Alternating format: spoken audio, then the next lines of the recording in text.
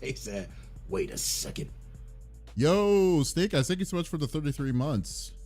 Appreciate Hey it. yo, is this doing this to me? Okay, Verify now my it's up. email. Wait, How goes this? oh, Snake Eyes? hey, you know that Golden Gauntlet 2 signups are available now What's for Golden Marvel Snap.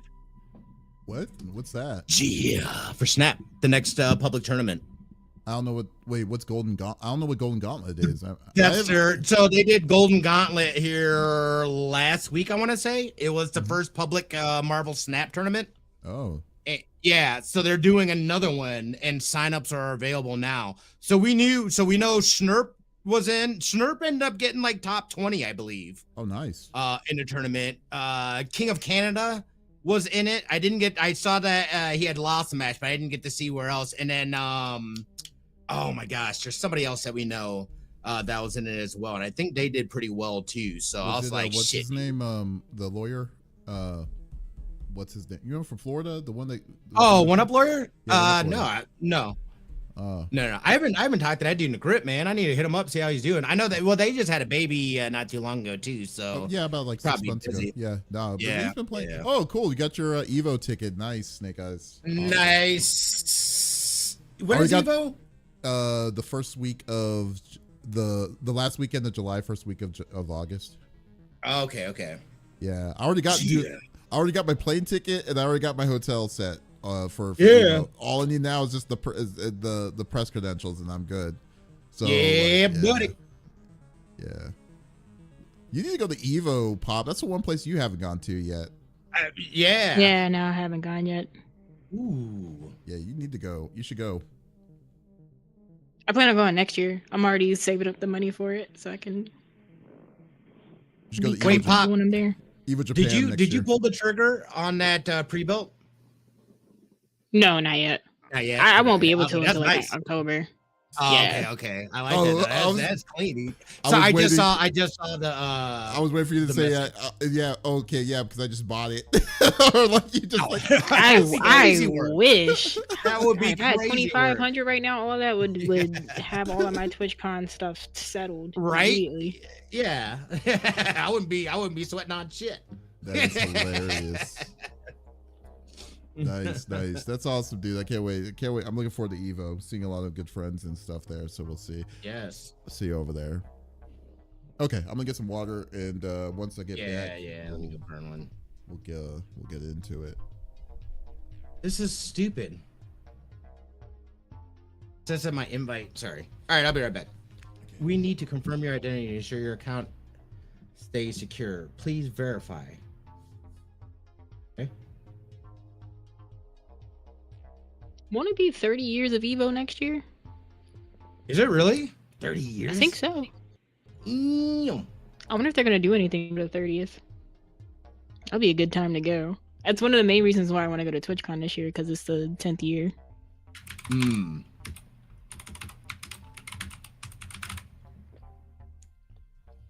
That and some of the brands that I'm partnered with is, are you going to PAX? Are you going to TwitchCon? I'm like, I'll go somewhere sometime soon. I'll be at one of them at least.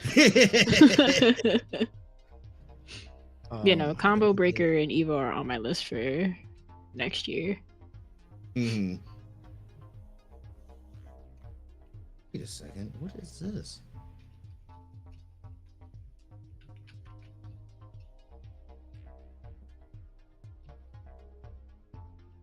So, what do I need to do?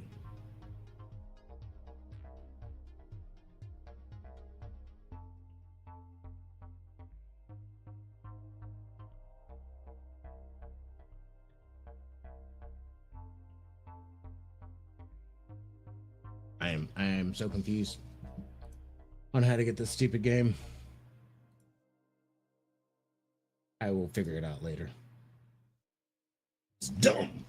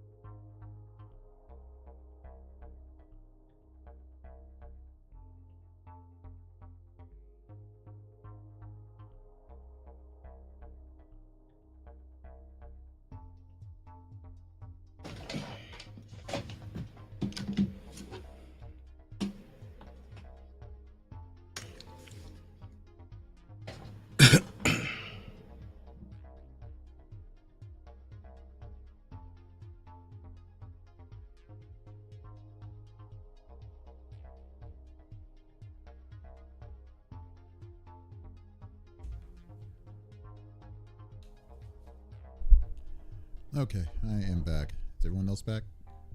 Gosh. I'm here. Okay. I need to reduce Smitty's volume just a smidge. Check. 1, 2, 3, 4, 5, 6, 7, 8, 9, 10.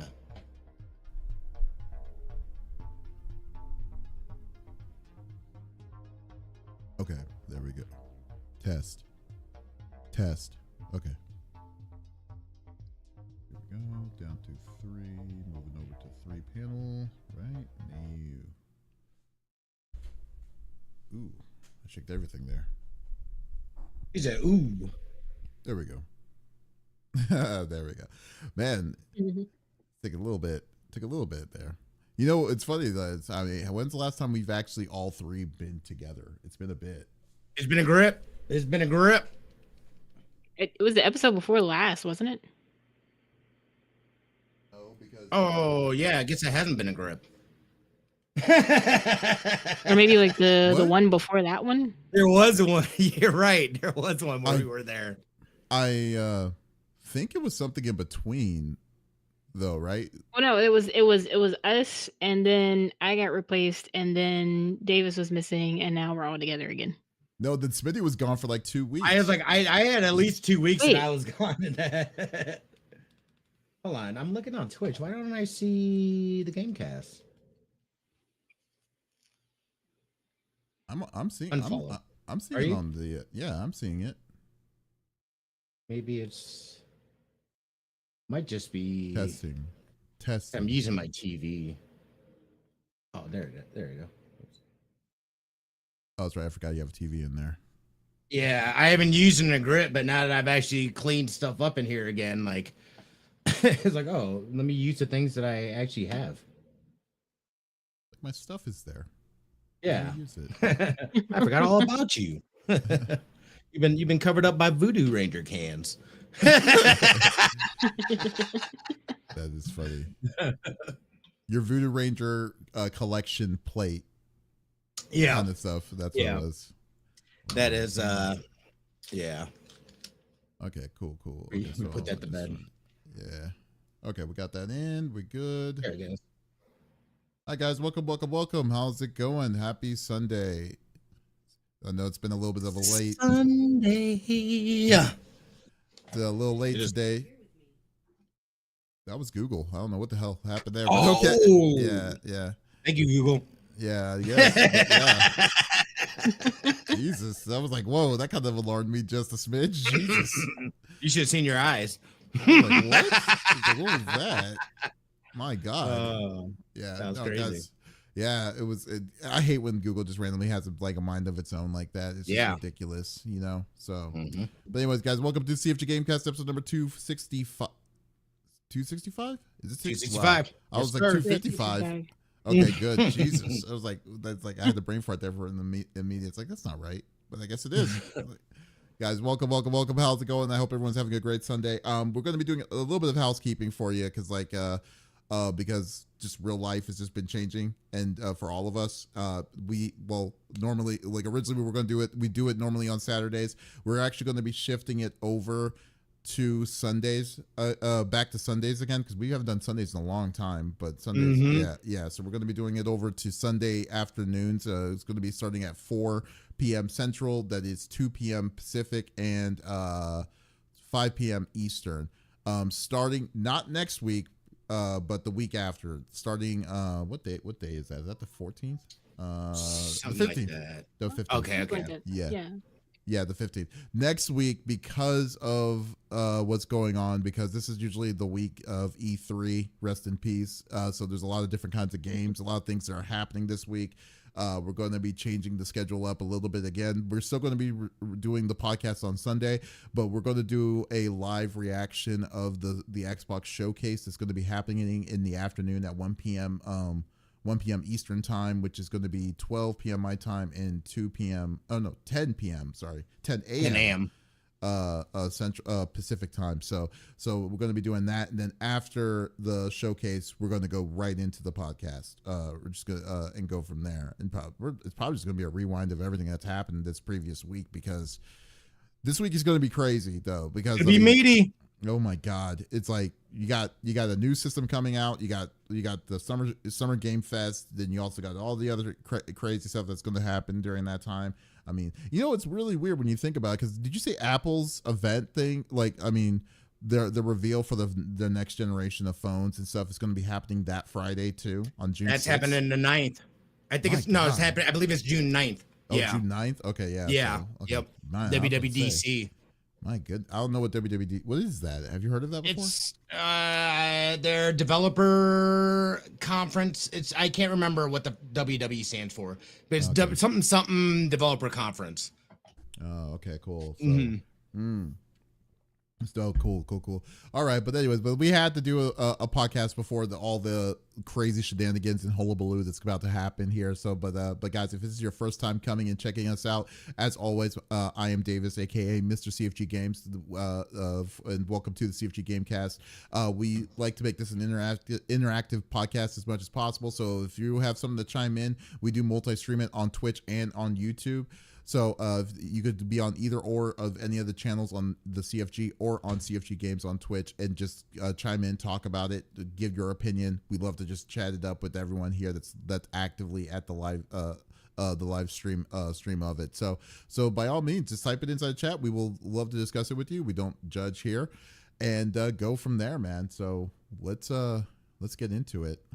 Let's do it. Let's do it.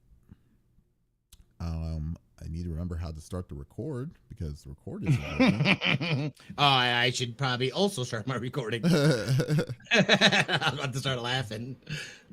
Yeah. There we go. Hasn't even popped up yet. I pressed the record button, so I'll give it a second. Testing. Okay, good. Okay, now it's started. Took a second. Okay, here we go. Welcome to the CFG Game Cast, episode number 265, a weekly podcast created by gamers and streamers alike to discuss the latest gaming topics from the previous week. We stream a new episode every week and release it on all podcast services. So do us a favor and show us some love by liking, following, subscribing, commenting, what have you, on our Twitch page, CFG Games, or on YouTube at the CFG, or go to our main website, freaksgeeks.com, to not miss an episode. I am Mr. CFG Games himself, Davis Green, and with me today, I got my two awesome co-hosts. I got Pop in the second seat. What's going on, Pop? How are you doing? Hey, I'm doing good. I've had a very interesting week. A little bit with summer break, even though I don't have to deal with the kids. We do have some administrative things to do and take care of. In terms of gaming, I'm super excited for the PSO2 NGS update that's coming up. We are finally getting an AC scratch for some Sonic stuff. We'll be able to get some gear to dress up like Tails, Shadow, or Sonic. But I'm more excited for the Revival AC scratch to celebrate Sega's 65th, where I'll be able to get some of the missing items for the cosmetics in the game, such as the Onomichio head. I already have Ichiban's bat, Majima's knife, the Jet Set radio cosmetics. I am missing some of the Persona cosmetics, so this scratch will definitely fill in those gaps, and I'll be all dripped out. Nice. You know what they need to do? They need to add, like, they have mounts in PSO, right? Like riding mounts and stuff. Nah, you can glide. Oh, okay. Well, they need to have like a glider that's shaped as either the car from Crazy Taxi or from like Outrun 2 or something like that. That'd be kind of They exciting. should do that. I think a Crazy Taxi glide car would be hilarious, but I would probably annoy everyone that I play with. I already have, so my dash is just my character riding a sled. That's funny. That is hilarious. Hey, just call me Z PSO 2 talk. I'm reinstalling. That's good enough. That's good. You know what? Here's my thought, Sega. And this is absolutely free. You need to have a Crazy Taxi 2 glider, and then when they're doing it, when they're gliding, they need to do that piece of the song where they do ay ay yeah, and then it's all going all crazy. They need to add that as a disc in the game, but I feel like too many copyright issues would appear. Is it going to be copyright? Because I mean, that's Sega's. Is that Sega's? I played the original Crazy Taxi with that song in it, and my Twitch video got flagged. So I didn't get a copyright strike, but it got muted so quick. Wow. Okay, that would have been perfect. Somebody's watching. I want to ride the Bear Daigo beat up. The Bear Daigo beat up. I don't know who that is. I'm thinking Kuma like from Tekken, but I don't know. You gotta be more. You gotta explain a little bit more to that. I'm actually interested in that one, but we'll go from there. I'm curious about that because Daigo never beat up a bear. That's what's funny. Yeah. Well, as far as I know, I don't recall any either. But no, you please inform us. I'm really interested in knowing what you mean there. There's a bear fight later on in the games, but maybe in Street Fighter Cross Tekken. No, for Yakuza. Oh, okay. Yeah. I thought it meant Daigo like the fighter Daigo, like Street Fighter legend Daigo. That's what I was thinking. No. Okay, that's what I was thinking. I'm like, what? Okay, I didn't know that time. At least I'm assuming it's Yakuza talk since we were talking about PSO. Oh, okay, fair enough. Saijima, sure. My bad. Okay, there we go. That makes more sense. Okay, cool. Hey, but you know what, Pop? You know the person. What?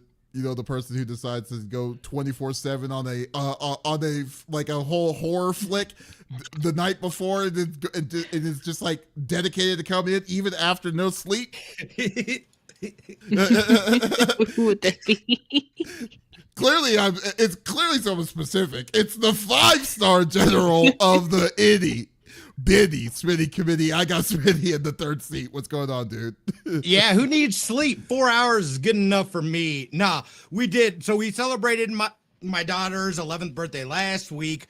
She had a birthday party yesterday, and she had a friend stay the night. And something she's talked about for a while now is doing a horror marathon. Sorry, I have the hiccups. Yeah, that's okay.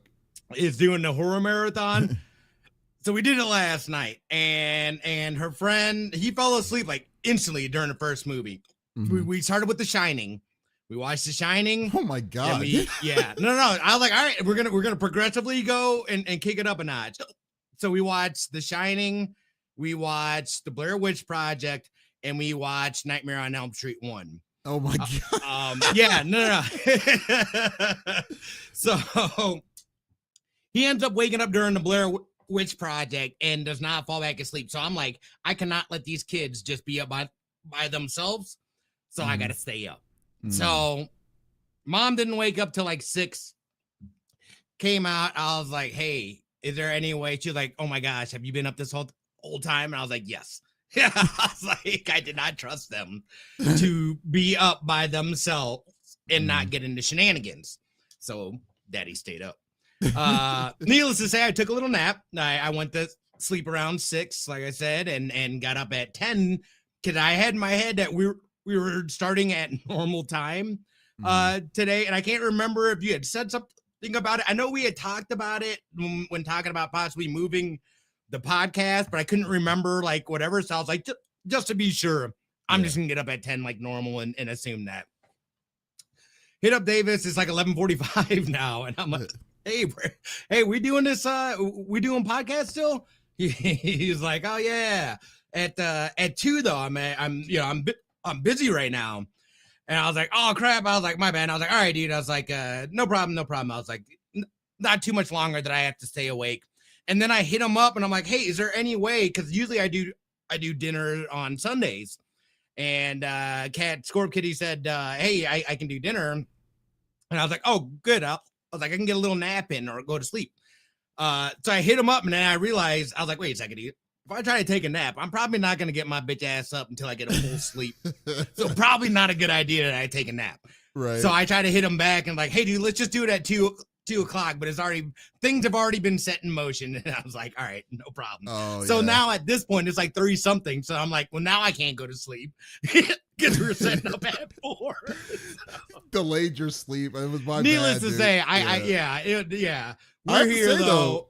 You're functioning very well for a person that has not slept for I know. very long. That is the power of coffee, I suppose that and hiccups, I guess. And hiccups. Jesus. Yeah, but no, gaming wise, it's been a pretty solid week. Just getting down on, my goodness, I'm gonna have to. I am so sorry, guys. That's okay. Yeah, just basically, I played a little bit of Helldivers 2. They had a recent update, so I've been enjoying some of that. Getting back into Dynasty Warriors, Warriors Abyss. Mm-hmm. Playing a little bit of that on the side as well, but I didn't get a ton of gaming and it's just been kind of busy work wise and stuff. But there's been a ton of news, a lot of things happening, a lot of things coming up in gaming. So this is where things get exciting again for us. Obviously, we've got Switch 2 coming out next week, or this week, I mean, basically, and Summer Game Fest, like you said. So I'm just pumped. And then forefront, my priority gaming wise is going to be, we're almost finished. We'll have the precinct review coming out here soon, and then I've got to put the time into Death Stranding. Death Stranding 2 is around the corner, and I cannot slip on this. So the focus is going back on Death Stranding 2. So I did start Dead Cell though. I did start playing Dead Cell. I heard good things about it. I was like, oh, let me hop into it. So I've been playing that a little bit as well. Oh, that's also, cool. What's up, General? You're a troublemaker.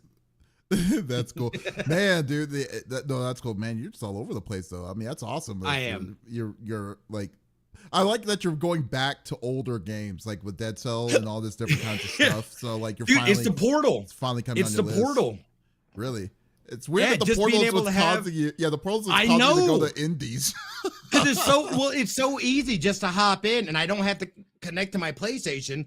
I can just go on to the online service, and anything in the PS Plus games is like, oh, let me try out this game. I've been meaning to try out this, and having it handheld, dude, it's so easy and convenient to do.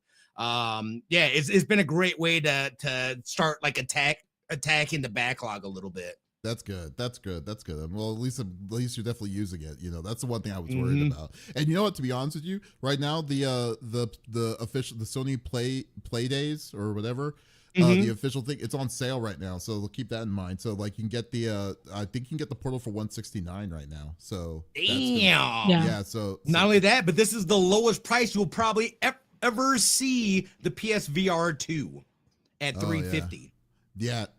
That's crazy to even think of that, but no, that's awesome. Good time to pick it up and stuff. So yeah, that's very true. I mean, but man, that's awesome, man. Well, hopefully after this, get your rest, man. Nah, you know, I'm taking my ass. But no, I'm not. I'm actually not going to, because if I do, then I'm gonna wake up super early. So I'm gonna try to be a normal person, go to bed at a normal time tonight, and then we'll reset for the week and be back on a normal schedule. That's fair. Fingers crossed.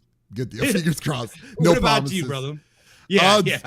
It's good. Well, call me Z. Just says backlog filler arc is a good time. I'm finishing Blood Rain 1 and 2. See, Blood Rain 1 and 2. I haven't played either of those. They are in my list. That's a PS2 game. Yeah, I think it's a underrated game. I mean, it's not like the best. I'd say Blood Rain's the best for I would say classify it as a AA. If anything, at best, it would be a AA, but it's definitely worth checking it out. But that's cool. That's awesome, Z. As for me though, like I've just been I'm always busy as always, but this week I'm just getting ready because this week is going to be probably one of the most busiest times because like tomorrow, I decided, you know what, I haven't streamed a game for in a while. I want to stream Monster Hunter Wilds, and because I need to get the Akuma skins, because right now Monster Hunter Wilds is you have a skin for Akuma from Street Fighter, and then now from what Pop told me before the podcast, they're also allowing weapon skins, which is amazing because like the one thing I loved was some of the weapons look really dorky, but there's these certain ones that you're just like, I really wish I could make a skin for this weapon. So cannot wait for that to come in. So I'm going to stream that tomorrow. Then on Wednesday, I am definitely picking up. I'm pretty sure Smitty. Oh no, you're waiting. It's going to be mailed to you. But I'm going to GameStop to pick up my Switch 2. Debating if I want to do a stream of Mario Kart Party or Super Mario Party or what it was called, the new Mario Kart game. Yeah, I'm on the fence on that. But if you do, let's be friends and connect our cameras. I am not doing any camera. Oh my god. 380p. We can see the high effects of 4. You know, it's just terrible. Lord. It looks so bad. It's so terrible. Yeah. So we'll see on that. That's gonna happen. Then on Friday, I'm gonna be doing a live stream for Summer Game Fest. If you're wanting to check us out on that, it's gonna be really fun. Getting our raw reactions on that. Unfortunately, Smitty won't be available, but Pop will be. So it's gonna be me and Pop doing it. So that's gonna be really fun. And then on Sunday, we're gonna be doing the Xbox Showcase reveal too. So definitely looking forward to checking that one out too. So this week is gonna be really crazy. And then plus, I'm also doing a small revamp of my setup too while I'm at it. So hopefully by Sunday, all of it's gonna be said and done. So looking forward to checking all that out. So this is going to be funny. Ed Chang on YouTube says, I also want in on the Mario Kart online camera session. It's like, it is No, not. that's my buddy Chang. Oh. Changsta. He is also God. in. Absolutely, my friend. Oh man, that's freaking hilarious. Oh my God, this would be terrible. Like, can you imagine? No, I can't even imagine. It's gonna be amazing. It's gonna be amazing. You used the wrong word. The skipping the frames, that would so irritate me. Like, no, that is not going to be amazing. It's going to be so choppy and distorted and stuff. It's just like, but I have to use it because it's a feature that's included. I feel like I have. You know what? I want people to see my potato quality face passing their asses on the track. You know what you just need to smiling. Do? Bye. You need to have like a good freeze frame shot of you like, you know, just be like deuces or something like that or something. Yeah. You know, that would be. You know what? I might retract. I think I might retract my previous statement. That actually does sound pretty fire right there in itself. That's great content right there, baby. It's freaking. It's like negative 140 frames per second. Love it. It is going to be such a mess, dude. I'm just not even looking forward to that mess. But anyways, I know y'all don't want to be seeing a rolling dumpster fire of Mario Kart camera technology. So let's go through the normal rigmarole that we like to do each and every week. So each of us chooses a topic of discussion in the world of video games. The topic would or could be a game itself or something that happened in the gaming industry. And we do not want to talk about it amongst ourselves. We want you, the listeners and viewers on Twitch and on YouTube, to be a part of the conversation as always. So if there's something that you wanted to chime in about, wanting to put your 2 cents in, by all means, we encourage it. Just type it inside the chat and we will discuss it with you and go from there. So since I didn't really give a order, I will go first on this one. And I was just like kind of sitting back because this is like, you know, the calm before the storm. We're on the beginning of the week recording this. So this is like stuff hasn't happened yet. But like we're going to have a fun this is going to be a wild week of just announcements, of just new technology pushing out, and just so many different things and so many different aspects that it's going to be impossible to keep up with everything. So I was just kind of wanting to kind of go on the outside that about the Switch 2, first off, the Switch 2 is coming out Wednesday. I'd have to say that GameStop, this is a weird take for me, but like to say that GameStop has probably been the best experience for a reservation for I've ever had for a gaming console, period. Like bar none. Like, isn't it weird to say? Not only that, you know what they did? They actually did, because they used to do this a long time ago for games and stuff. They used to call you like maybe 3 or 4 days before the game saying, hey, just want to let you know that you reserved this game from us and you can pay it all off and, you know, give the thing. They did the same thing for the Switch 2. They gave me an outline of what they were going to do. And they were like, they told me like, oh, you can come in at 3 o'clock on Wednesday, pay it if you have anything, just get your finalized receipt from us on 3 o'clock. And then we're going to be doing a midnight release at the store that you could be there at 11 and you can just go pick up the game or pick up your system and then just go at that point. And I'm like, wow, okay, this is pretty good service how it is. But like I guess like my thing is that I'm hoping like I guess the real thing is like, what's your expectations of the system? Because like it's hard to kind of, from what I'm gauging on the system itself, I don't really have a care or a FOMO for it itself. I just had the opportunity to pick it up. I had an opportunity to get you a copy or a chance to reserve it, which is cool too, and stuff. But like, even if I didn't get it, I don't feel like I would be losing anything on it so far. But like, some of the things that are a little discerning to me, like the game key thing, just really kind of puts a really big damper on what I'm wanting to do for it. But and the man, have you seen the amount of money it costs just to increase the size of the hard drive space for the system? It's just ridiculous. Although Walmart threw their bells threw something in with their ONN systems, and it's like $60 for a 512 gig card, but like it's still expensive. It's just ridiculous. Like, what are your expectations overall for the Switch 2? Like, and like, what are you expecting? Besides, I know, like I said, we know that you're a Mario Kart fan, a huge Mario Kart fan. But like, overall, what's your overall take when you look at it on the outside in a non-objective way of what you're thinking the system is going to be, and where Nintendo's leading from everything that you've seen? Well, it's funny that you say this too. My buddy Tony on LinkedIn had reposted the speech from E3. I want to say it was Reggie. What's his name? Reggie Fils-Aimé. Mm-hmm. Fils-Aimé.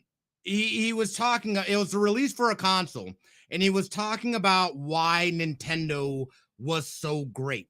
And he was like, we understand people want games, this and that.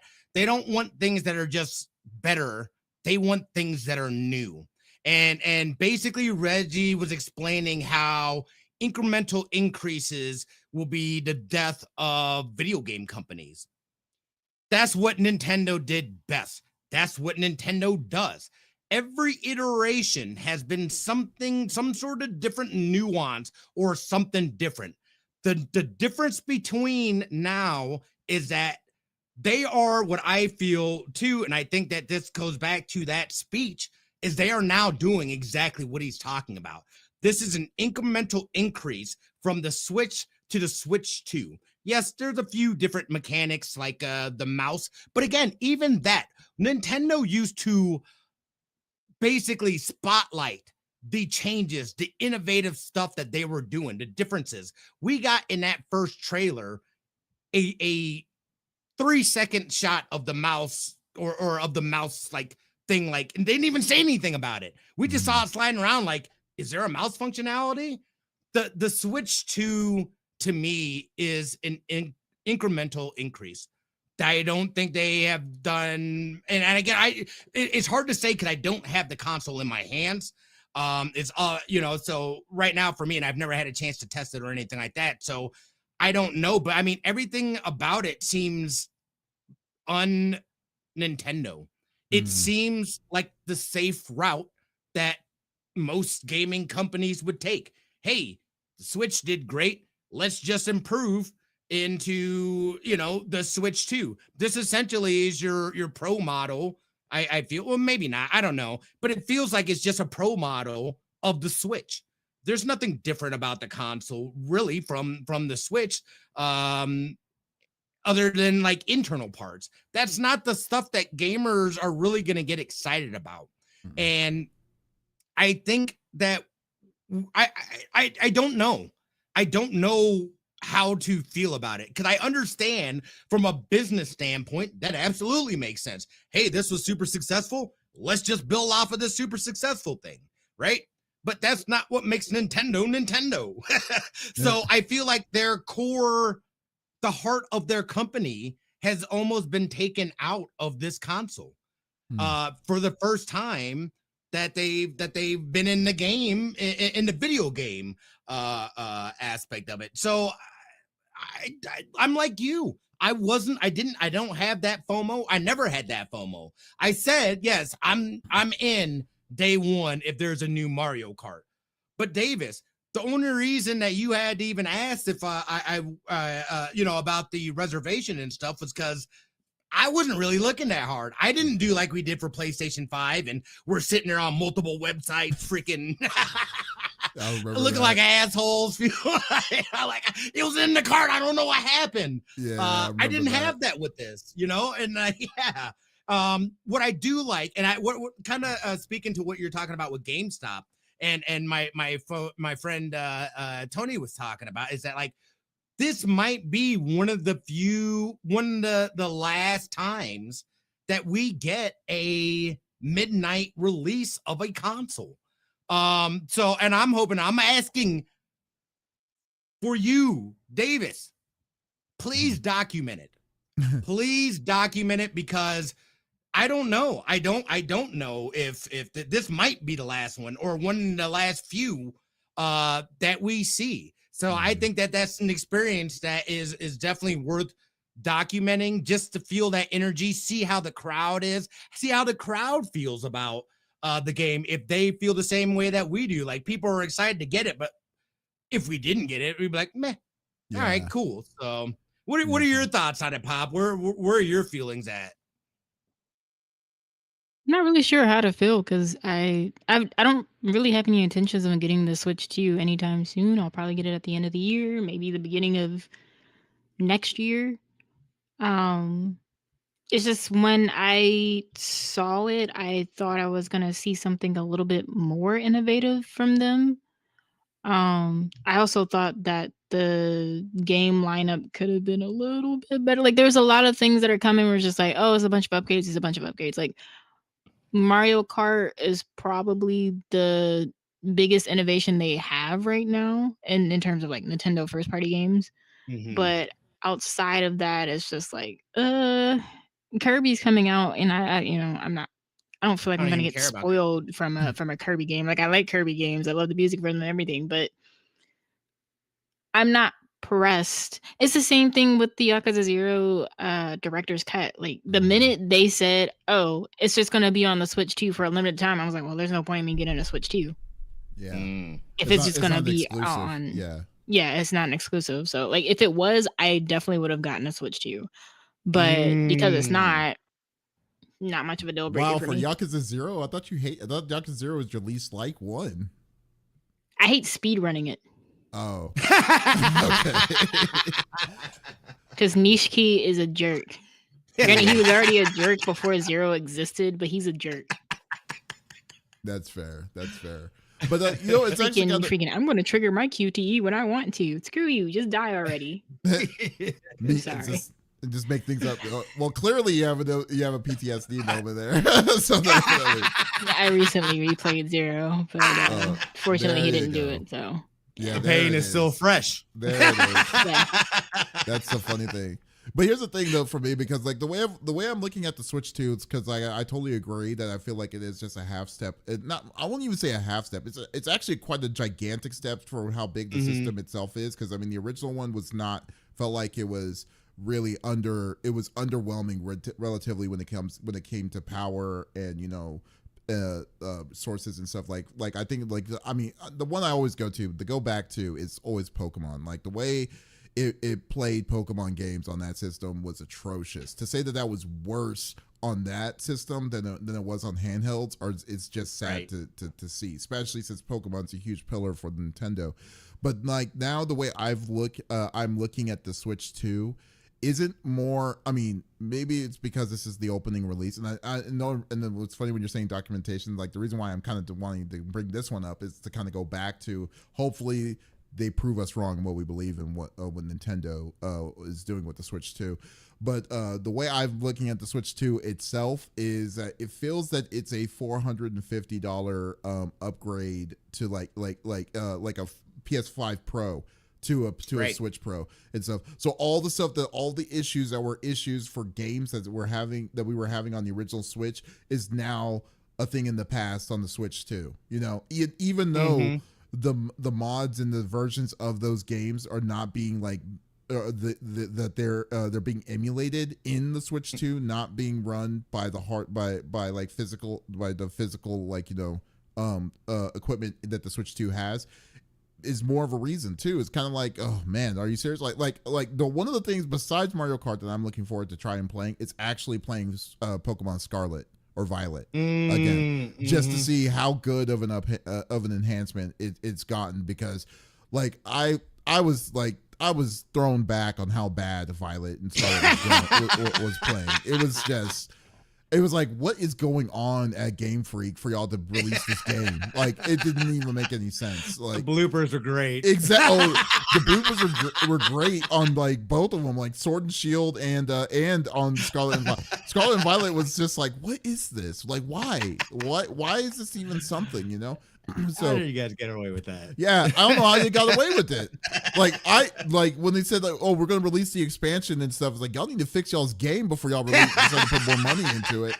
But yeah, so like things like that, it's just so crazy. And then also on top of that, the big thing for me is the game keys. Like that thing is like you're forcing indies to basically say you're going to have to either go, it's digital or bust on my system. When ironically the thing that made the Switch so good was the indies that were being put on that system immediately. It was a good place to play some crazy indies for a low cheap price and stuff, and let them do whatever they were wanting to do. And then you were very welcoming when it came to like, you know, the keys and the cartridges and stuff. But no, not this time. It's like now people who are physical collectors are basically saying, okay, this may not be the best system to get this, and hopefully it doesn't spread is the one thing I am praying to God on, because like I don't like digital. Like, I mean, there are times and there's things that justify having a digital copy, and but for me to say that like there's no other alternative unless it's limited run games, which I am not paying a cent on anything from limited run anymore. Yeah, well, yeah, because limited. That's a long story in itself. I'm not,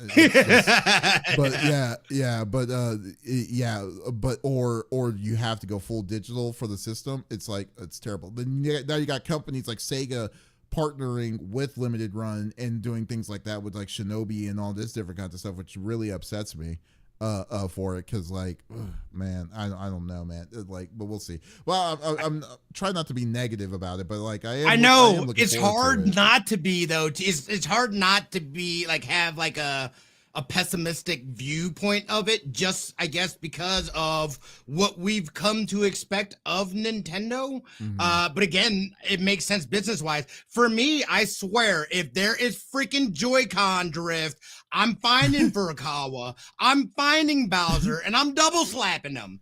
I swear, dude, because that is the biggest thing that I hated about the Switch. I hate the Joy-Cons because of the drift. The drift absolutely made me have a hard time playing that. I have to play pro controllers, which of course then limits the games I can play on things like Mario Party, because that would require, but hey, I don't want to play that because it always goes up or it always goes to the right. And like, it makes me want to smash things. So I'm telling you guys, if that ain't fixed, dude, there is going to be hell. That's funny. There is going to be hell. What's it called? But you know what I think though too? I think also the problem with Nintendo when it comes to that is that Furukawa isn't like from the Nintendo ether. He's a straight up businessman, 100%. Like he doesn't have any. Yeah, he has no kind of like, you know, anything in the game itself, in the game in gaming, it's in general, which I think that's showing part of the problem. Yeah, which kind of clearly shows that's what they're wanting. What they're looking is profit margins, and I mean, and it's like, and that's it's a slippery slope where they're going to lead to that business, direction. But you know what? Again, going back to what Reggie's speech was about and stuff like that, was that Nintendo understood gamers, what gamers like and stuff like that. And like other big companies, they too seem to be kind of moving away from that, putting out subpar products and shit like that because money. I should have just reserved them the logo and just called it a day. You know, we'll see. But anyways, I mean, I know, but besides Nintendo's official release, I hope everyone else is going to be getting it. I'm actually interested. Tell me what y'all think about the Nintendo Switch 2, what y'all's expectations and stuff. Leave a comment in below on our YouTube page. It'll be pretty cool itself. But as for like Summer Game Fest, is there any expectations or what y'all are expecting in Summer Game Fest, or something that you're wanting to hear more about that's coming this Friday? They had the licensing expo, And Crazy Taxi and Jet Set Radio had a showcase there. So I'm thinking we might hear something about those two games at Summer Games Fest, especially since they're on the slot for a 2026 release. They might come out sooner. Don't know. But we might hear something about that. Recently, they did an advertisement for Sonic Cross World, so something about that. What I really want to hear news on is Dragon Quest 12. Back in March, the director was just like, we're still working on it. April, we'll have news for y'all in May. Kingdom Hearts Missing Link gets canceled. Director for Dragon Quest 12. I'm here to reassure you, Dragon Quest 12 was not canceled. I might be coping here, but I'm assuming all of this Dragon Quest 12 talk, but not showing anything. Like maybe something at Summer Games Fest will happen. I don't know.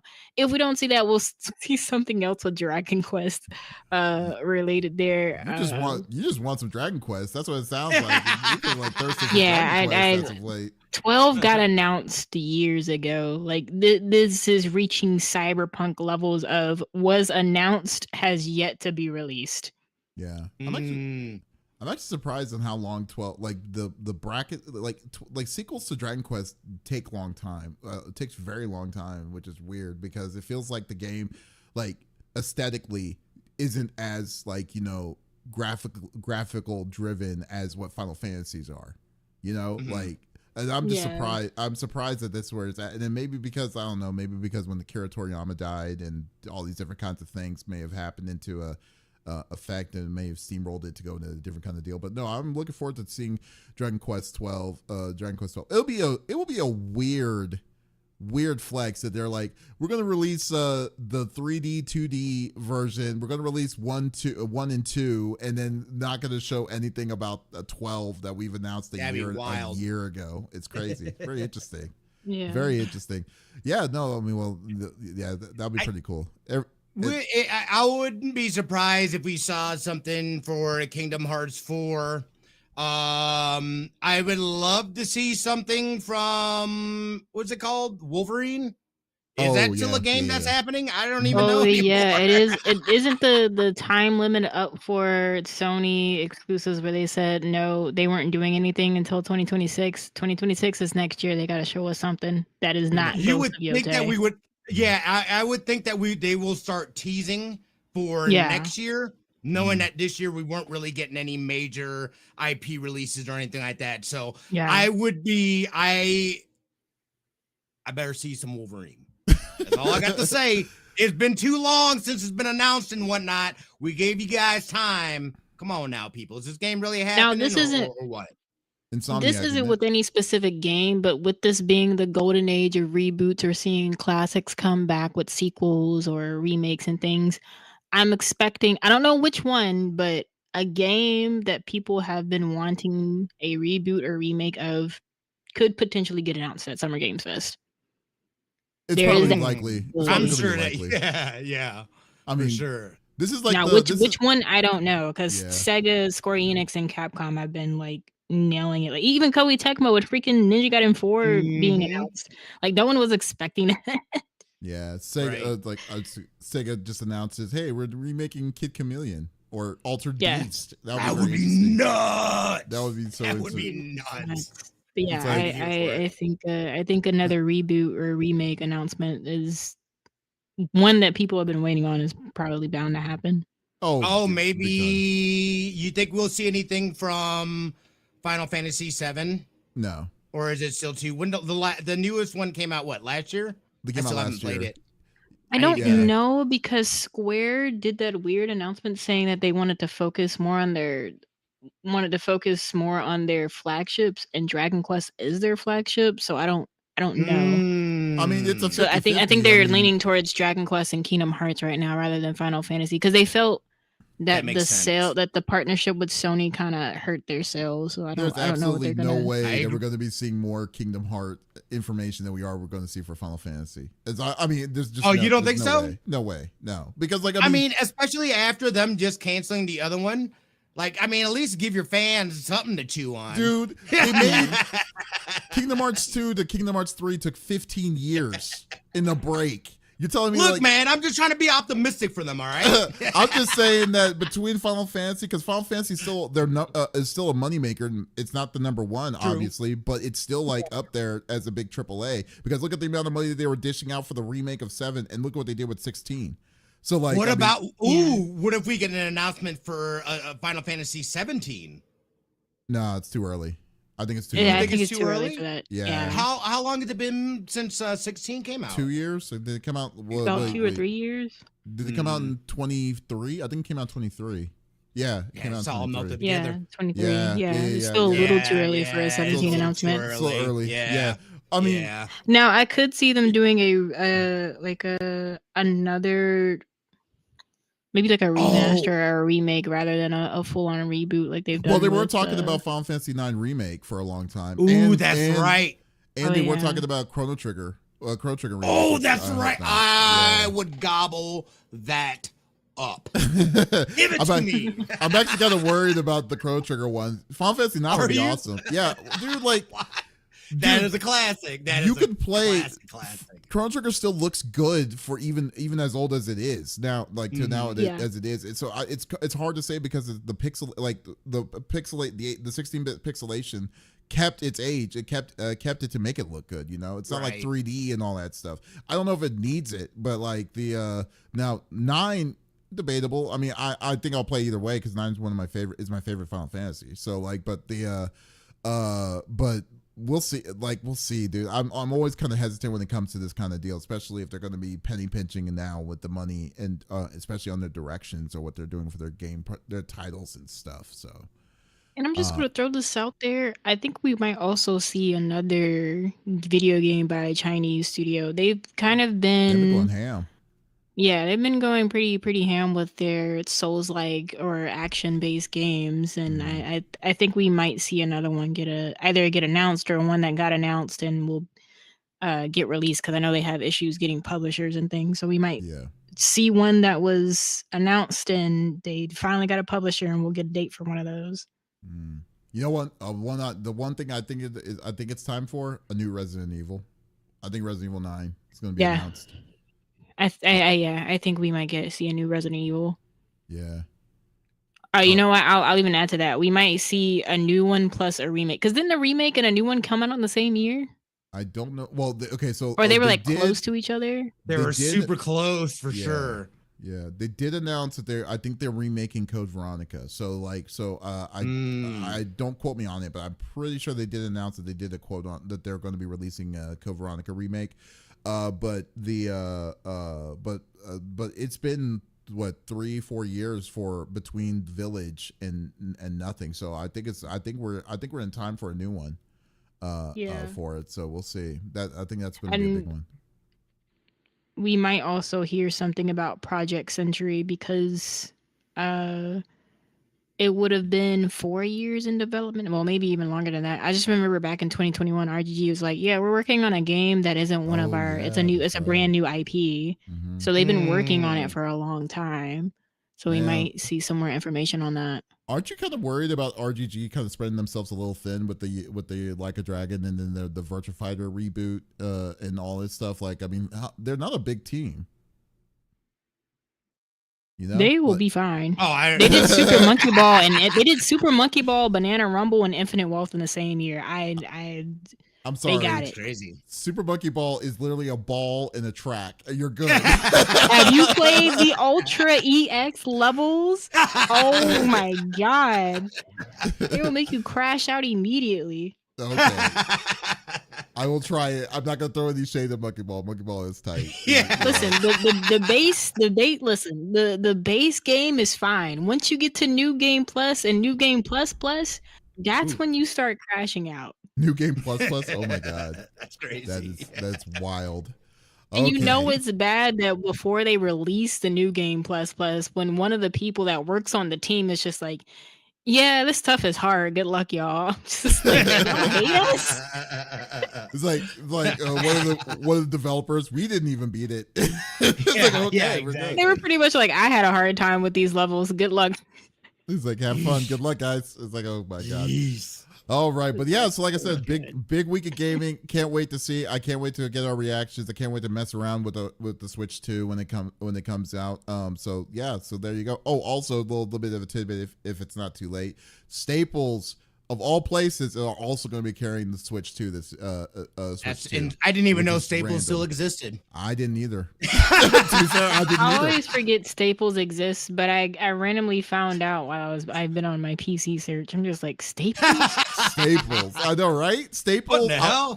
Staples and Office Depot. Those are the two that they always look like ghost towns. Like, have you ever been to one that looks like, there's those stores where you're like wondering how are these places open? Like Arby's. Yeah. Why? You know? Why are you? Why are they still open? It's so weird. But okay, but that's cool. Yeah. All right, Pop, you're at bat. What do you bring into the table? So recently, one of the former PlayStation bosses had an interview. If you're interested in who, it was Shuhei Yoshida. Oh, He had an interview where he talked about how he felt subscription services like Xbox Game Pass could become dangerous for developers. Um, some of the key points from this being, PlayStation Plus, their model, the game comes out premium, comes out later PS Plus for free once they feel that, and these are his words, once they feel that they have achieved or exhausted the potential sales for a game. And this could be for any game that either they've done or if they feel like a third party game on their system has reached all of the potential sales it possibly could on that platform, they then put it on PS Plus. So he says that Xbox Game Pass model is dangerous because of the launch release. The game eventually goes away, and his bigger question is, what is happening to the money? Because the type of games that you create will be dictated by the ownership of subscription services. So I just wanted to know what you guys' thoughts are on that. Do you think that the first day launch on Game Pass will affect the quality of games that Xbox does, especially with their exclusives coming out on Game Pass immediately? Third party devs, they can kind of get away with it because they're not only putting it on Xbox, but for Microsoft themselves, do you think this is do you think this is dangerous for the devs as Yoshida has presented, or what do you guys And Yoshida, would you say? What did you say he does again? Shuhei Yoshida. He was the former PlayStation boss. Yeah, he retired. Okay. He's retired now, but like he was a big deal though. For literally he was there since day one, and then he retired literally like 6 months ago. Now I will say this because like this is something that I've like I know because like I've always thought about it because I never understood Xbox's model of this like because like I understand that it is virtually impossible to see if this game is a hit or if it's successful or if it's not successful in the eyes of Xbox when it comes to this kind of thing because first off they don't tell you in the numbers. Secondly, since it's online and since it's bulked up, like they're treating it like Netflix, like you just bought a subscription to their service. How can you say that specific game is successful, but if your person just clicks on it or just downloads it, how does that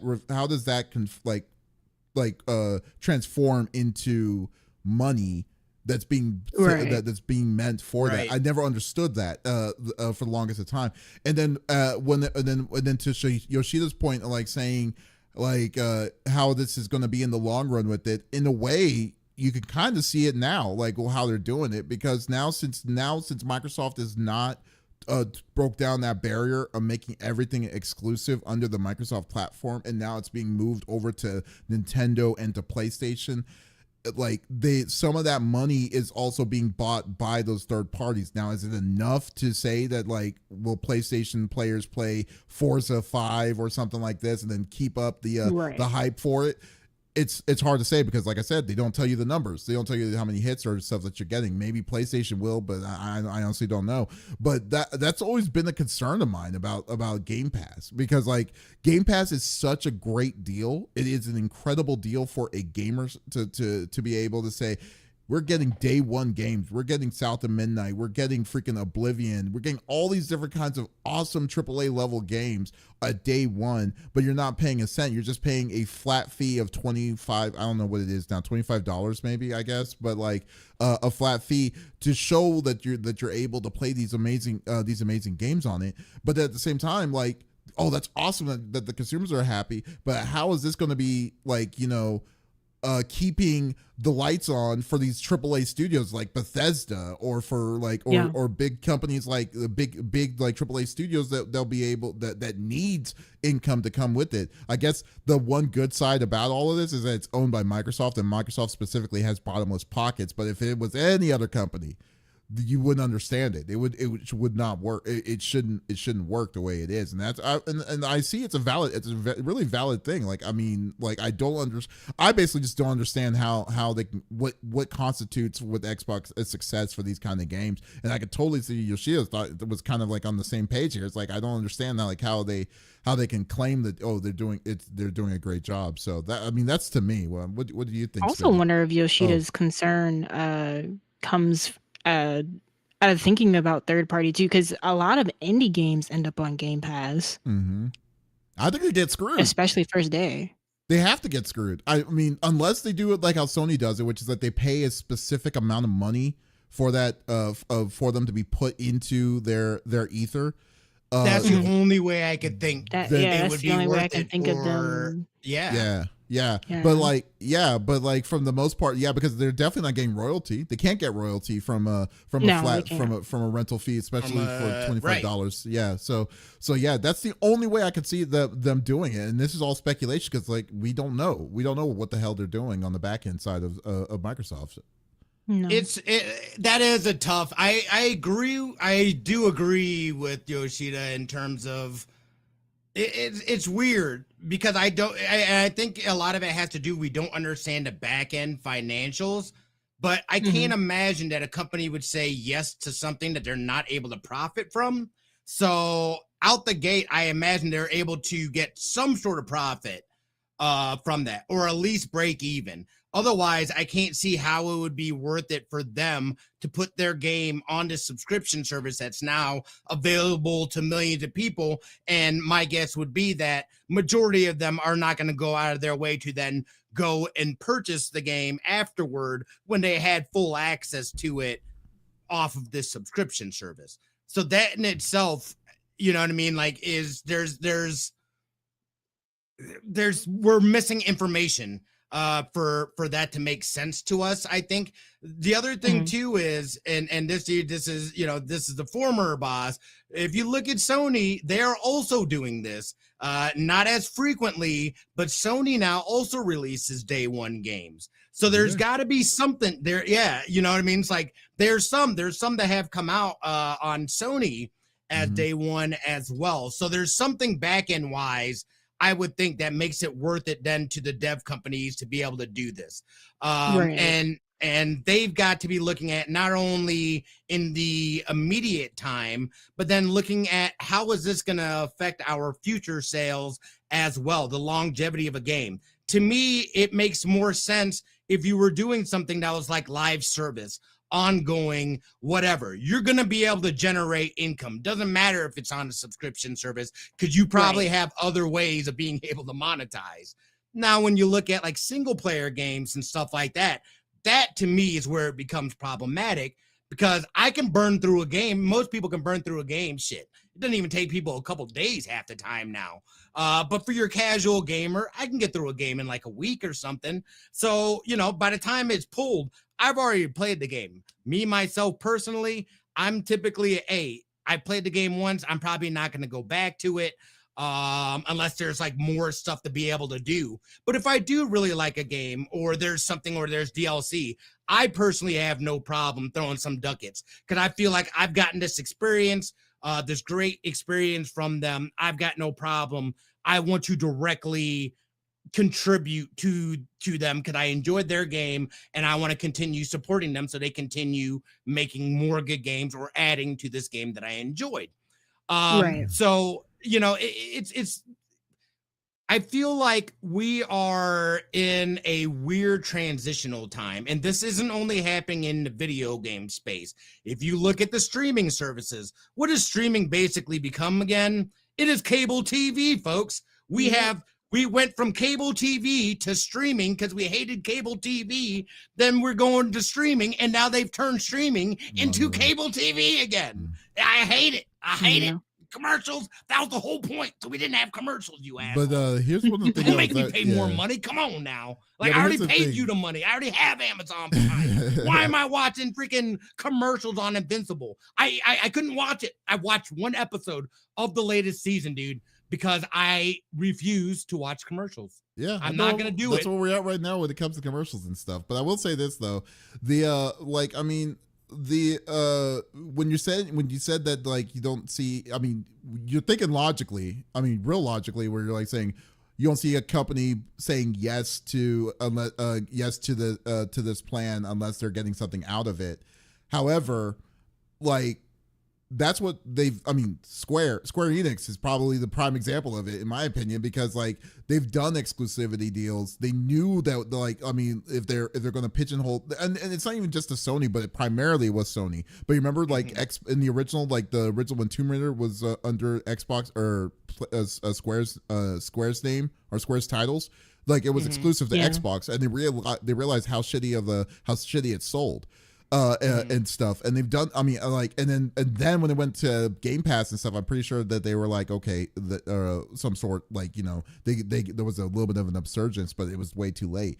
I just don't see, like, how you could say how, like, even though I think there's a time and a place for these monthly things, but if you're saying that for a game itself that's cost $70 to $80 to pay for the game, because like 90% of the times when you buy a brand new game, 90% of that goes directly to the developer, and then and then a little bit of it goes to who sold it and stuff like that. So they're getting a lot per game, per unit for those kind of games and stuff.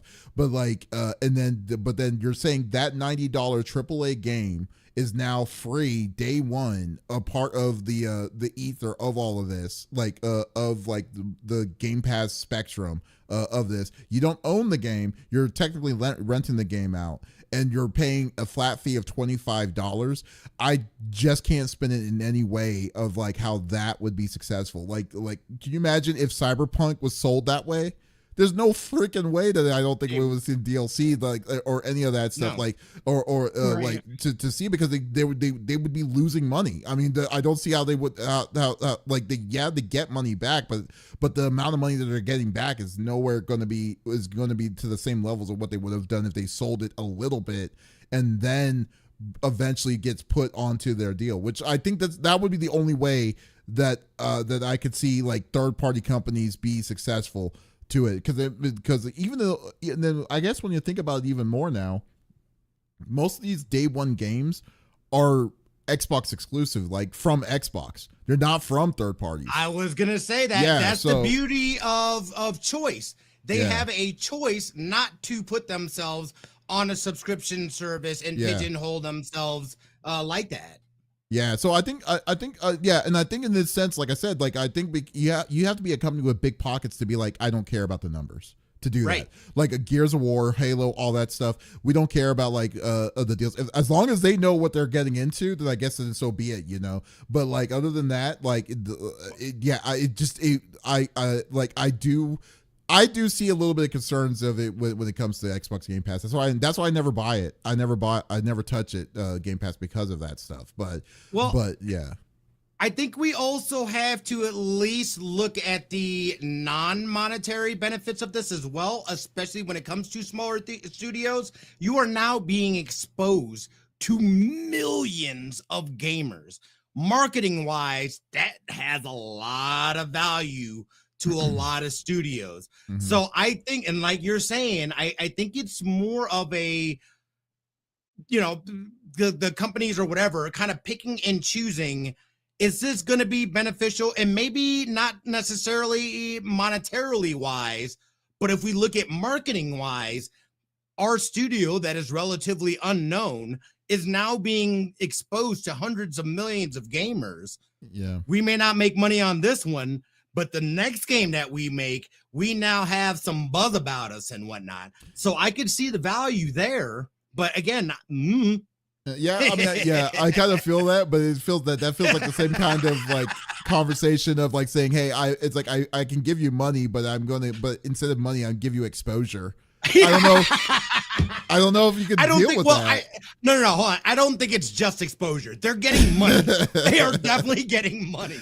Yeah. It may not be like or it may be you're just gonna break even with the amount of money that we're gonna give you. But think of the yeah, you're exposure. Right. There are the good there are the pros and the cons of it. But I think at the same time, when it comes to an indie level, like the loss isn't as substantial as what it would be if you spend like a AAA title. Like, can you imagine if Concord was like free to play, and then they were like, oh, we're selling it for $40, and then how like how bad of a destructive force that game itself was, and then they were depending on that money to come in for it. But then if you made it free to play, but yeah, because he spent over $300 million on that deal, it's just I saw a meme the other day how it was like, how did Concord get greenlit, but like it was another game that ended up getting canceled. It didn't make any sense. Supposed to be dope. It's like, how did that get the green light but not this? It's like, just stay in your lane, Sony, on that. Don't do live services anymore, please, God. Jesus. They don't know they don't even know what the hell they're doing, man. Did you hear that there was that they found so usually developers have like, they give a gift or something once a game is complete. Did you hear that that there was a person that had like a plaque of Concord being sold, and it had that person's name, and it was on Goodwill's auction site. So they got rid of it on Goodwill, like to Goodwill to get rid of it, and then like, but now it's at like $5,000. It's ridiculous. Yeah, it's like, what is going on? Man, my God, hung on to that maybe, buddy. It is hilarious, but yeah, but crazy. No, it's very interesting. So I'd say I would totally agree with Shuhei Yoshida, because like for years I've always wondered how is this game. You and I even talked about this, but like how, like, I don't understand how this plan is profitable to them. It doesn't make any sense to me when it comes to like how many games, like, and correct me if I'm wrong, if anyone knows how many games is on an active like Xbox Game Pass, like how many games are available. I want to say it's like 200, 300, something like that. Yeah, so I mean, there's a good amount, and then they rotate. Yeah. Wow. I don't know if I could ever play an RPG. Maybe it might be. Hold on, let me just type that in before I just speak out of my butt here. Was Expedition 33 a day one release game? It was, yes, sir. Okay, sure so it was. Actually, and it did great.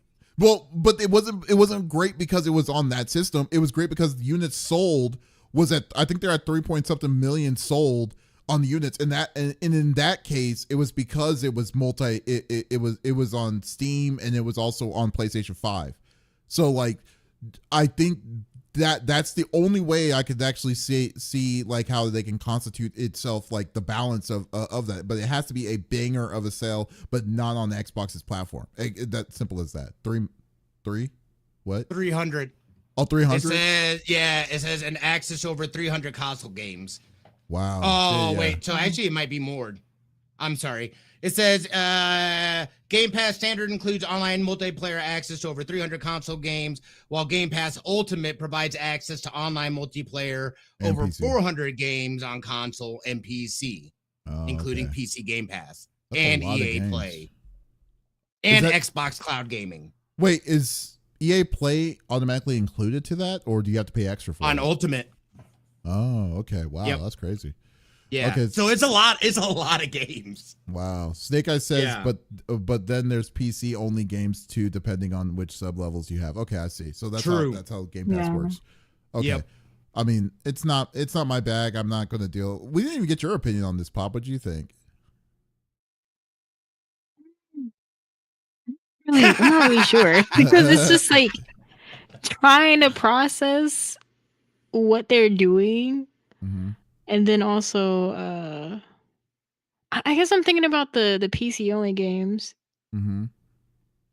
Because they got all the console stuff too, and then depending on which tier, gives you access to stuff, and that's same with PlayStation. Depending on the tier, you have access to certain things and whatnot, what have you. Yeah. So Yeah, because yeah. I occasionally get Xbox Game Pass Ultimate, but I guess because I only got it for things on console, and I actually got it to get most of the champions in League of Legends. They were like, if you get Game Pass, you get them all for free. I'm like, Oh okay, snap! cool, bet, whatever. Oh yeah. Yeah, as long as you have Game Pass, you can use any legend you want in League. Does Microsoft own Riot Games? No, it's Oh. just some kind of collab that they have going on. Oh wow. Okay.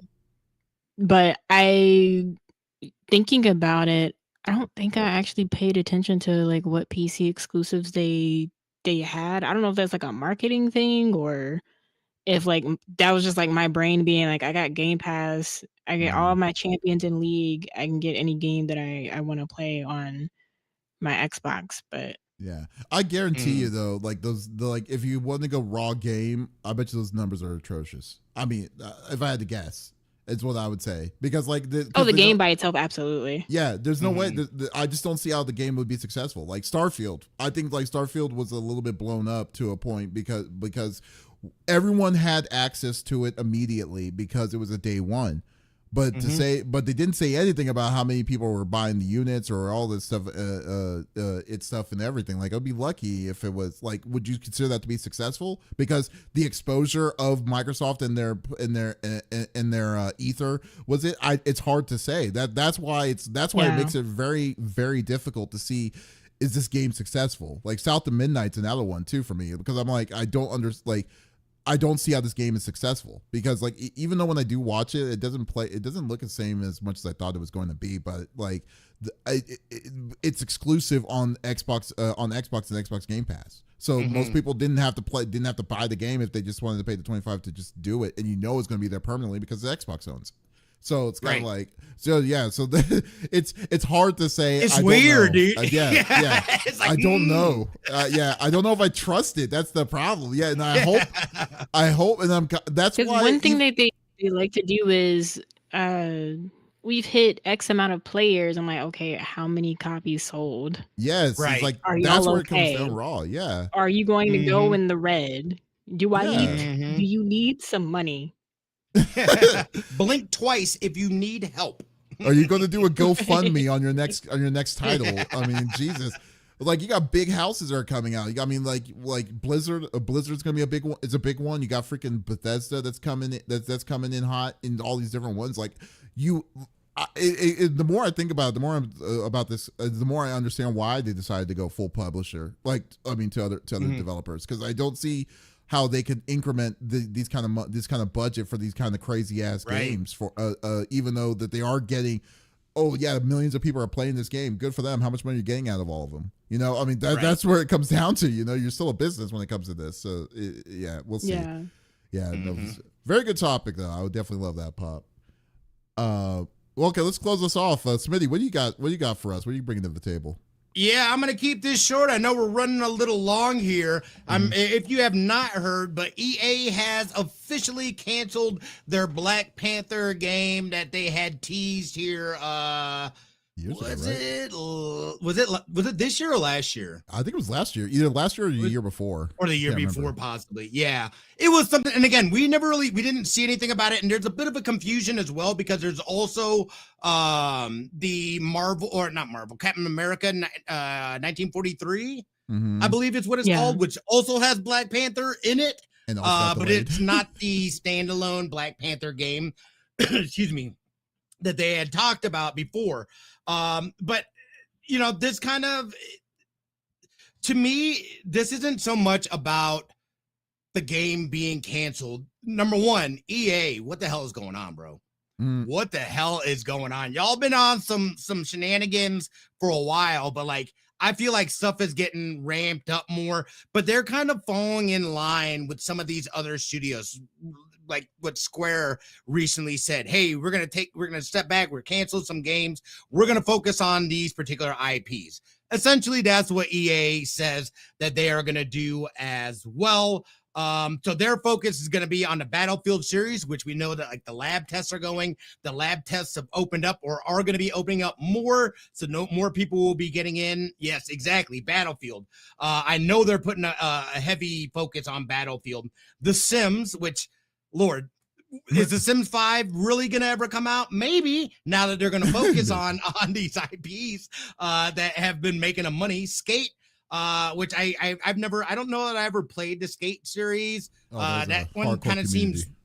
Is it really? I was like, it must be the fact that that's like a franchise that they plan on focusing on. I was like, I've never played any of those games, but okay. And then obviously Apex Legends is another focal point. We know that the Iron Man game, they're supposed to be still doing that, and then they're working on a third installment for the Star Wars Jedi series as well. So I think, as much as I would love to see, I love me some, I'm a sucker for some Marvel content and whatnot. And they do have a partnership with Marvel that they said this will not affect that at all in terms of that. So it's kind of weird that, why then did you guys decide that this ain't it? But they did make that decision. So I just kind of want people, see what people's thoughts were, seeing a lot more. Do you guys think we're going to continue seeing more companies saying we need to take a step back? We're going to focus on these particular like franchises that are our essentially bread and butters. And then second spot to that is, do you also think this is going to kind of open up the doors for more of these indie studios to break into some of these different genres that kind of been monopolized by these bigger companies? We're already seeing the dialing it back. I mean, Square Enix started off with that when they canceled or they discontinued Foam Stars last year.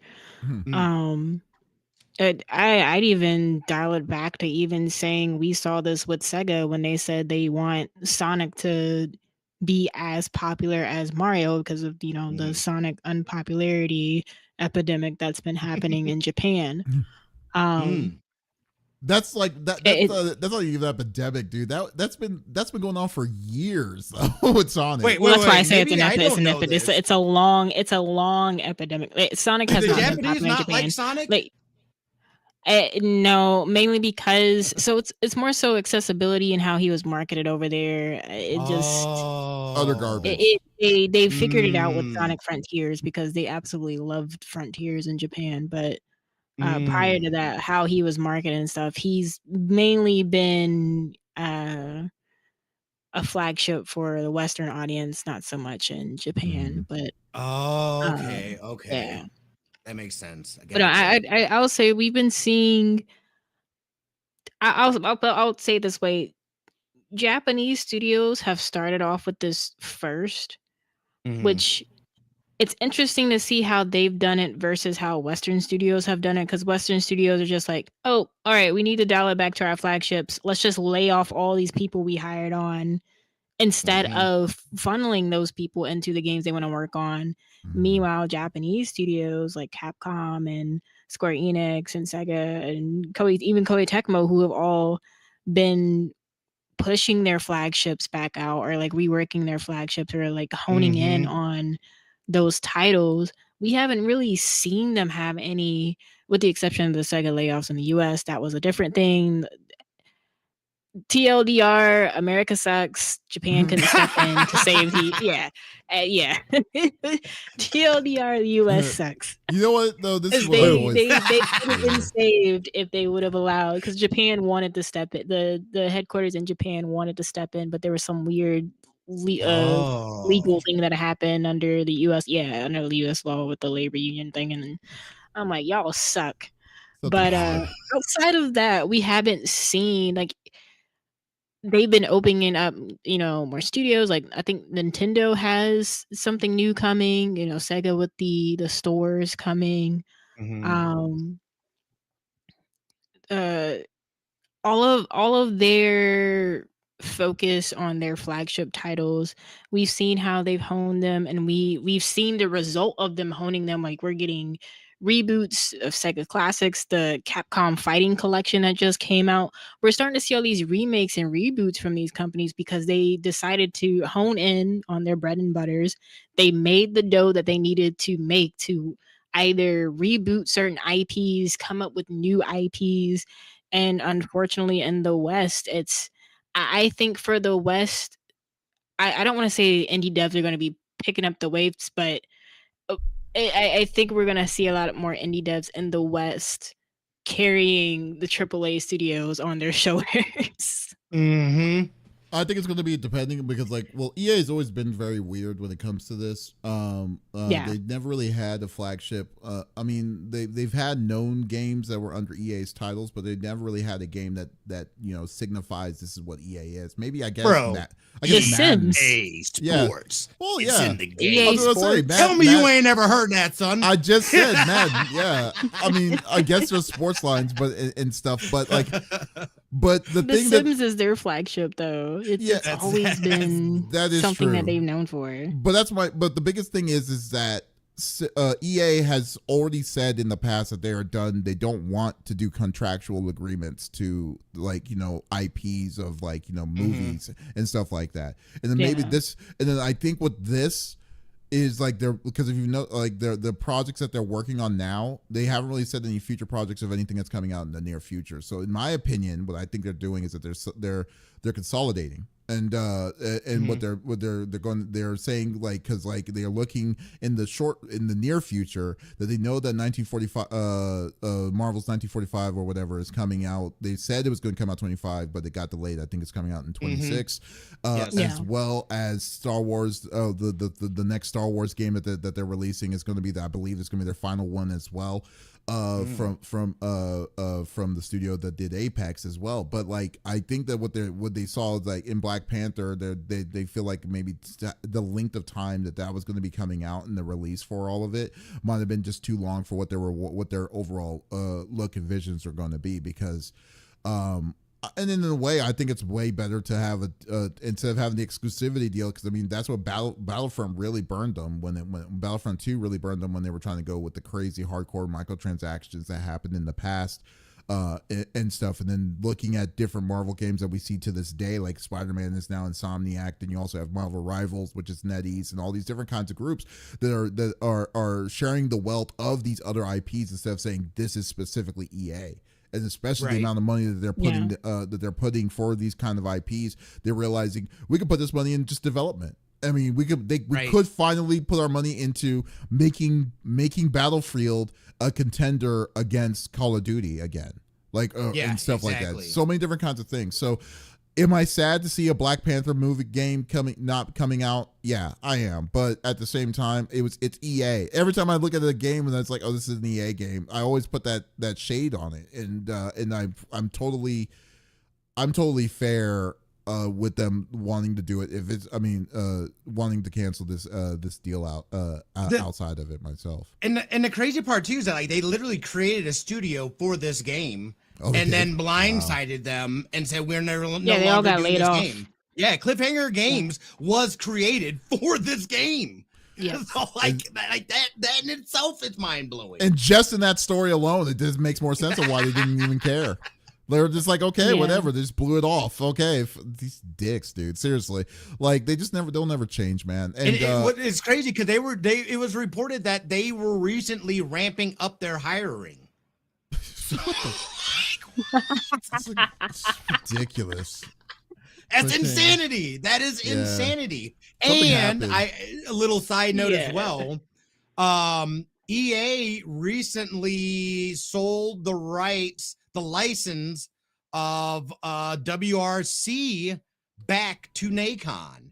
So they're no longer in the simulator or sim driving game either. Wait, they have F1. They have the F1 game. Wait, what's the F1 game? They have an F1 game? Yeah, EA has a. Hold on.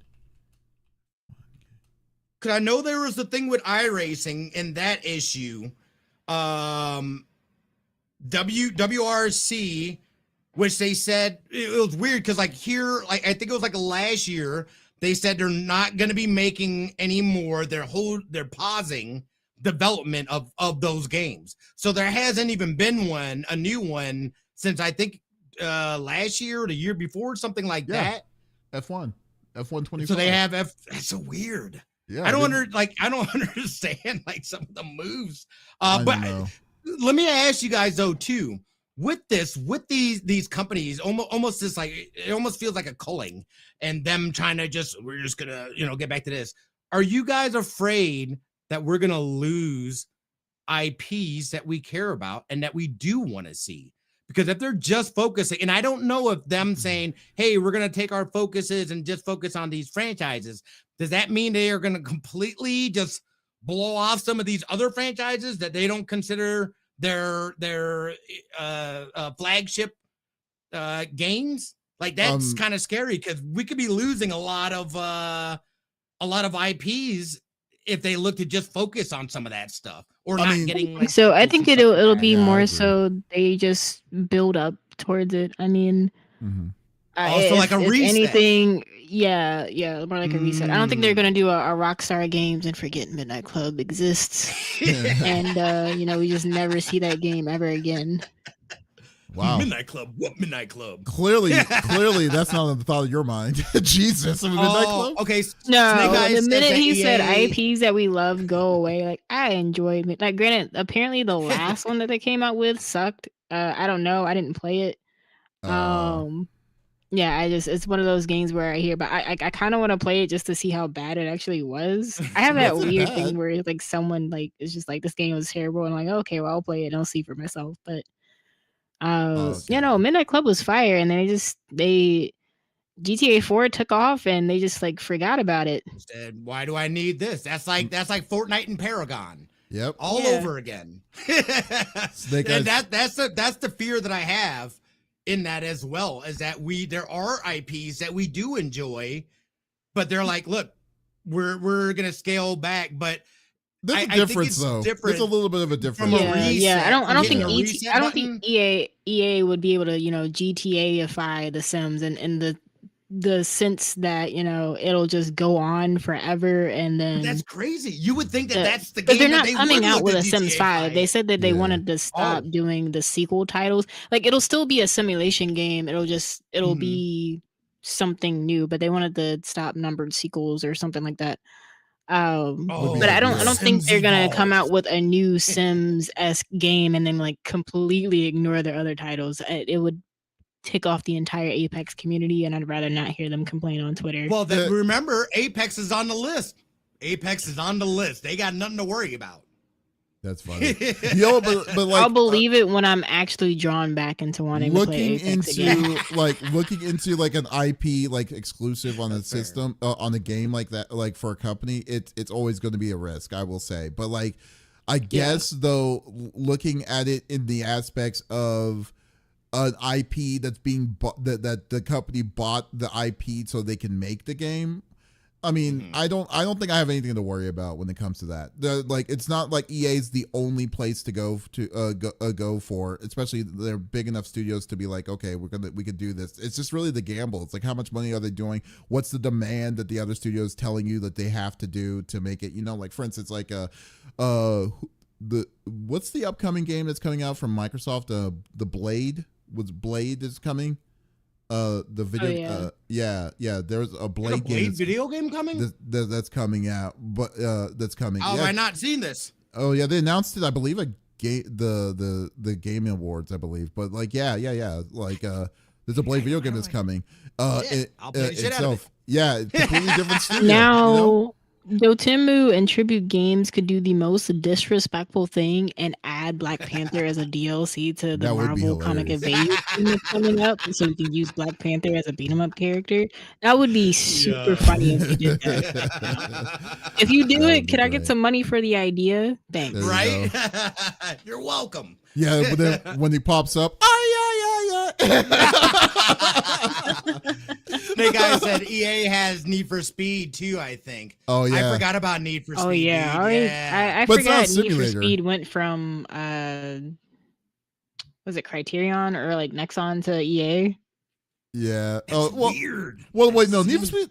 Well, it doesn't matter. No, Need for Speed's been on EA. It's been a title for EA for a long time, though. Like, but it was with Criterion for a little while too, wasn't it? I'm pretty sure EA's always had it. But but I will say this though, like NFS is not really a simulator though; it's an arcade. So like, yeah, that's true. That is like, true. And I only say that because again, I told you guys about how I took a trip to Kansas City here a couple weeks for eNASCAR and NASCAR. So like that racing world is another deep community that like they get into it. Not only that, but there's something very unique about a pipeline from simulation and racing to getting into a car or truck into racing. Raj just won a race the other day. That man came from freaking what was it, iRacing, wow. And now is driving trucks and cars, which I think is really unique and something that we're starting to see a little buy-in from the actual sport. And I love to see that. I think that racing has a very unique place and community that would love to support more things. So to see them kind of getting away from that stuff too, which I think is probably for the better, because EA would no doubt drop the bag on that. Oh yeah. So yeah. I just looked it up. Need for Speed, it has always been EA. So okay. 94. Oh, okay. Yeah, so that's cool. 94. Yeah. Damn. I remember that. Need for Speed is old. Yeah, it is old.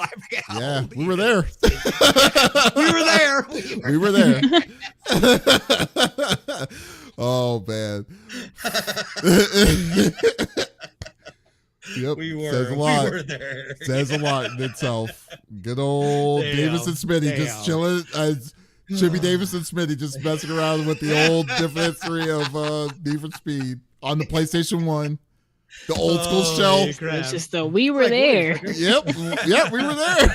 But now that I think about it, I actually played that game. Yeah, that was actually my first game back on the PlayStation 1.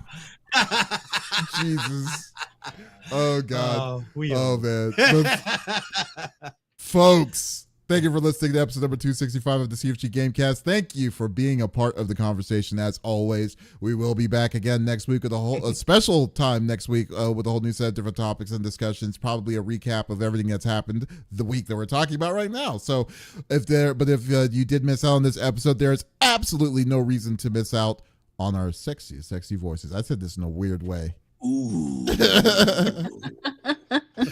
Yeah, we release all our podcasts at the beginning of each and every week, so definitely check us out there or go to our main website confreaksgeeks.com to check out the full archive of episodes that we have in the back in the day. So once again, this is Davis, Pop, and Smitty signing out.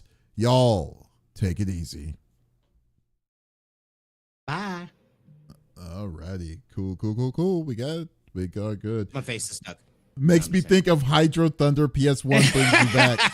God damn that! I never played. The one that gets me is Cruising USA. I love Cruising. I used to play that in arcade, dude. Cruising USA. They had the car and shit. Yeah, the car and everything. Every time I played it at a CC's Pizza, and I'm just like, oh my God, I love this game so much when I was growing up. Such a great game.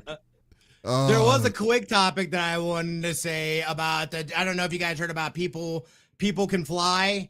They just had to cancel 2 projects.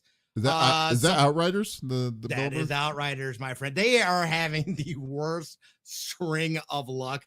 And I'm pretty sure one of the projects they just canceled was probably going to be Outriders 2. Did they even have enough for Outriders 2? Is the question. No, well, that's the thing. So the reason this stuff got canceled is it was some sort of weird funding thing where the people, they lost confidence in the people that were supposed to publish or something like that. Square. Because they went and looked at their funding numbers or some shit, and they said they didn't believe that they had the financials to back the projects or some shit. It was real weird, wow, dude. I was okay. what is these poor guys these sons of bitches, like they should have just made it like remember how Outriders was a live service game that wasn't a live service game, but it was tuned like a live service game. But remember, it wasn't a live service game. They really pushed that point to everyone. I remember that, bro. Yeah. That was so weird. It's like, why are y'all so? They're like, we understand that, but you got to tune in this game like it's a live service game. It's so, like Jesus. It's what? Like, you like to make a football game, you say it's not football. It's like, come on, guys. Really crazy. But I am. You are doing football things. But okay, all right. It's like, okay, whatever you say. We won't call it football then. My goodness, it was really weird. Yeah. No, excuse me. So that sucks, dude. Like, yeah. I liked Outriders, dude. I thought that was one of the better looter shooters. But again, good. I thought it was a mistake that they didn't make it, and I felt, for me, it felt like my biggest issue with the game was their end game was trash. Mm-hmm. Their end game was trash. The loop was trash. So. No, I totally understand. No, totally right. Because like at the end game was what made me not really like the I didn't even mess with the DLC, dude. I was like, if you didn't change end game, dude, they charged so much money on that DLC. It's like ridiculous. Yeah, I was like, there's no way I was gonna spend it. You guys are over there burying your own grave expeditiously. Nah, I was like, nope. He's like, let me get this straight. You wanting us to pay more money for the? No, I'm sorry, can't do it. They fumbled that all up, dude. They fumbled that up so much. It was pretty royally bad. They clearly think they're still getting fumbled. Yeah, so, still to this day. It's not. They're still in the thick of things right now. Jesus.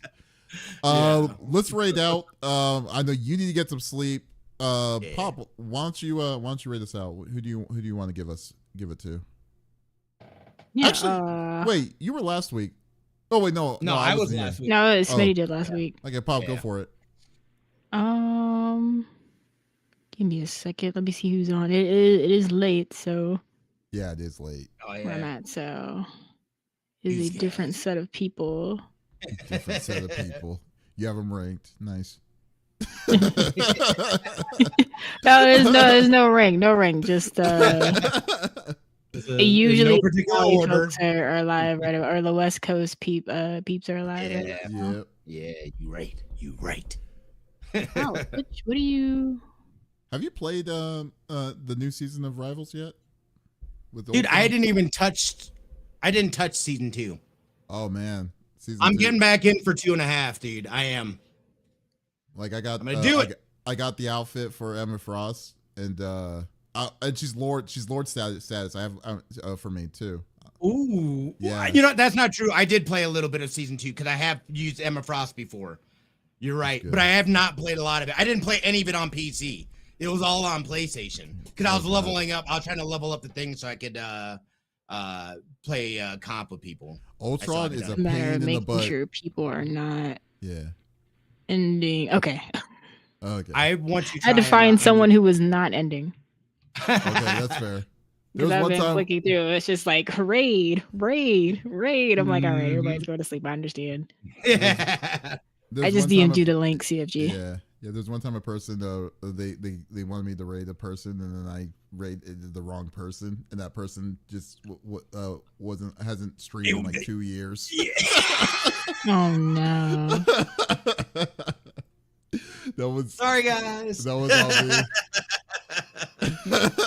I remember that one. I was like, oh no, I can't believe that. Oh man, it was too similar. I'm sorry. Yeah, it was hella similar. Yeah. It's like, wait, that wasn't it. It was me. It was my friend, I think. I think it was your friend. It was hilarious. I was like, dang, dude. I'm pretty sure it was the wrong. It was wrong all over. So it was on me, guys. All right, guys. We'll be back again next week. A whole new different set. Tomorrow I'll be doing a special stream of Monster Hunter Wild, so I can get my Akuma skins and stuff. Nice. So looking forward to that. And also definitely stay tuned on Friday for the for Summer Game Fest, as well on Sunday, where we're going to be doing the Xbox Showcase and then a new episode of the podcast. So guys, we have a fun-filled week. Definitely check us out. Check out Smitty 2447. Check out Pop No Tarts, and go and just say hello. But we're going to be rating out to is it Senna Wolf or is it Scene Wolf? I don't know how to pronounce that. Kenna Wolf. Kenna Wolf. Wow. No. He's like, no. Guys, y'all have a great rest of your Sunday. We'll catch y'all later. Peace out, guys. Have a good one, y'all. See ya, y'all.